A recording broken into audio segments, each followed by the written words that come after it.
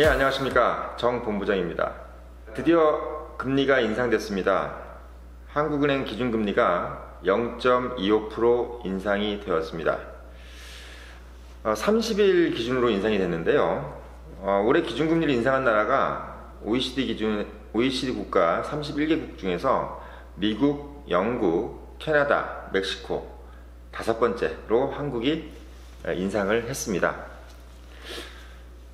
사실 이 예상이 좀 됐었죠. 왜냐하면 미국 금리가 이제 인상이 됐기 때문에 우리가 이제 금리 역전이 될 경우 한국에 있는 자금들이 미국으로 이제 어떻게 보면 빠져나간다는 어떤 그런 우려가 좀 있었기 때문에 우리가 또 같이 좀 인상을 해줘야 어떤 금융 환경이 좀 안정이 될 거다라는 어떤 예측이 좀 있었습니다.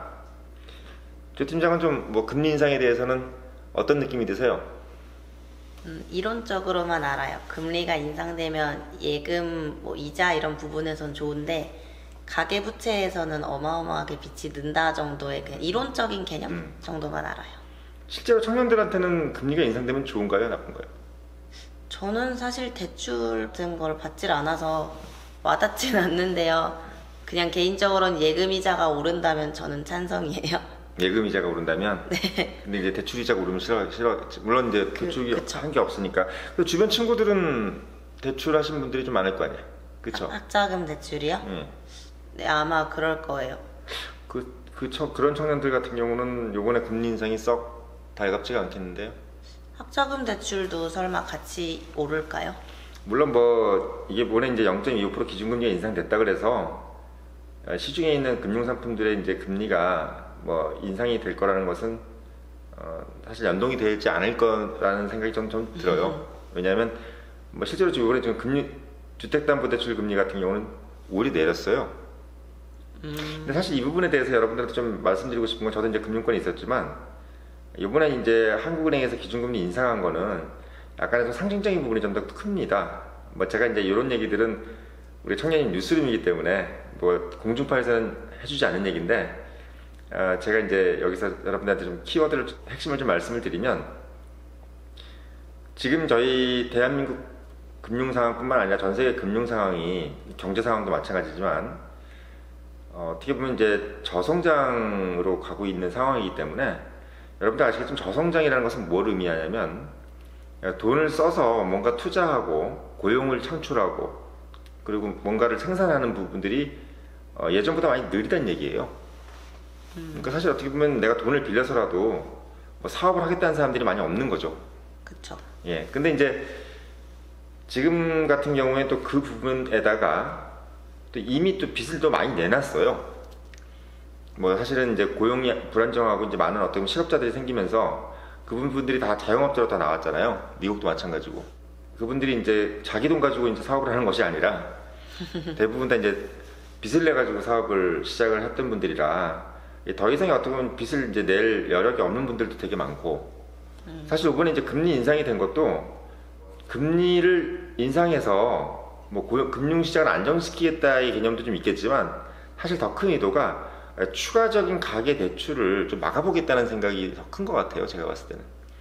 가계 부채가 너무 많으니까요. 네, 그래서 이제 금리가 더 좀 올리면 가계 부채를 좀 자제하지 않겠는가. 그 빚을 좀 덜 내서 어떻게든 간에 좀 자기가 이제 다른 쪽으로 돈을 벌어서 어떻게 보면 좀 가계를 유지해 가게끔 만드는 어떤 하나의 좀 예방적인 조치죠. 사실 이번에 한국은행에서 금리 인상을 하게 된 배경을 공식적으로 이렇게 좀 정리를 했습니다. 첫 번째는 한국을 비롯한 글로벌 경제가 견조하게 회복세다. 근데 사실 이 부분 들으면 이제 여기 방송 들으신 분들이 도대체 누가 회복이 되는지 모르겠다 이렇게 생각을 많이 할 거예요. 아무도 회복된 사람이 없는데 글로벌 경제는 회복하고 있으니까. 그 생각할 때는 여러분들께서도 도대체 나도 좀 회복됐으면 좋겠다는 생각을 하실 텐데, 실제로 우리나라 국내 총생산 GDP가 조금 올라가고 1.4% 정도 깜짝 성장을 했어요. 우리 지난 3분기. 그러니까 예상치보다 좀 많이 좀 늘어난 거죠. 그래서 올해가 한국 경제 성장률이 3.2%, 내년에 3% 정도로 이제 전망치를 각각 좀 0.6%, 0.2%포인트 지금 올려잡고 있습니다. 물론 여러분들은 감이 좀 없으시겠지만 예, 그리고 이제 어쨌든 이제 이 거시경제니까 여러분들이 그렇게 알면 되시고, 두 번째는 미국의 금리 인상이 이제 임박했다는 거, 이 부분도 이제 금리 인상을 서두르게 된 이유다. 그러니까 추가 금리 인상이 되는 거죠. 그리고 이제 세 번째가 부동산 시장 과열과 가계 부채 급증입니다. 방금 아까 말씀드렸던 것처럼 사실 이 부동산 시장 과열하고 가계 부채 급증은 뭐 반드시 이게 등가로 입구루의 개념은 아닙니다. 뭐 사실 요즘 가계부채는 생계형 가계부채가 더 많아요. 예, 그러니까 뭐 아까도 말씀드렸지만 우리가 뭐 투자를 해가지고 뭐 큰 돈을 벌겠다 어떤 이런 부채가 아니라 집 대출 이런 건가요? 집 대출은 그래도 뭔가 좀 해보겠다는 거잖아요. 자기가 돈을 좀 벌겠다. 아, 자기가 살 집을 대출하는 게? 아, 그건 아니고 이제 투자형 말고 이제 투자형. 그렇죠, 그건 그렇죠. 그래서 빚이 있는데 또 빚을 내는 거죠, 계속. 왜냐면 이제 생활비로 쓰는 거예요. 부채가 이제 생활비로 쓰는 부채들이 좀 많기 때문에 가계부채가 계속 급증하고 있어서, 사실 요번에 뭐 한국은행에서 이제 기준금리를 0.2% 인상한 것이 추가 가계 대출을 막는 데에 크게 뭐 효과가 있겠는가라는 생각이 점점 좀 듭니다. 왜냐면 지금 뭐 부채들이 대부분 또 생계형 부채이기 때문에 뭐 어쩔 수 없이 부채를 계속 내야 되는 사람들 입장에서는 요번에 기준금리가 올라도 계속 부채는 좀 내야 되잖아요. 뭐 다음 달 먹고 살아야 되기 때문에. 그래서 이제 이번에 금리 인상이 서민들한테는 썩 그렇게 좋은 소식은 아닐 거라는 생각이 좀 듭니다. 오히려 뭐 은행 같은 경우는 사실 상당히 속으로는 되게 반색하겠죠.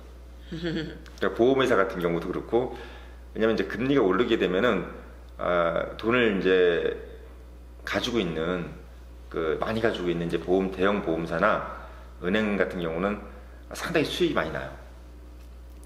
0.25%만 올라도 뭐 앉아서 뭐 몇백억씩 이렇게 수익이 나요. 그러니까 이제 사실은 뭐 이게 금리 인상이 되면은 금융자산가들이 많이 뭐랄까요, 이익을 보죠. 대신 이제 뭐 당연한 상식이겠지만 부채를 많이 가지고 계신 분들은 좀 힘들어지실 겁니다. 그래서 이런 부분들이 좀 이제 특이할 만한 부분이고, 사실 저희가 지금 보면은 뭐 조 팀장은 사실 뭐 크게 아직 이제 사회생활을 시작한 지 얼마 안 됐기 때문에 큰 감이 없겠지만, 지금 우리나라가 소득 40% 이상 있잖아요. 소득의 40% 이상을 빚을 갚는 데 쓰는 가구가, 그리고 자산보다 부채가 많은 가구, 이런 가구들을 우리가 위험 가구라 그래요. 네. 예, 그래서 이런 분들이 지난해 말 현재 126만 가구입니다. 곱하기 4하면 이게 거의 한 500만 명이 어떻게 보면은 그런 가구에 속하고 있는 거죠. 그러니까 자산보다 빚이 더 많은 집. 500만 명이면 우리가 인구의 거의 뭐 한 상당 부분을 차지하고 있는 부분인데, 총 부채액이, 이분들이 이제 낸 총 부채액이 186조 원의 빚이 이제 있는 거죠. 이 빚은 그야말로 기준금리가 아무리 올라도 빚이 줄어들지 않은 빚입니다. 그러니까 어떻게 보면 이 사람들은 이제 허리가 휘는 거죠. 네.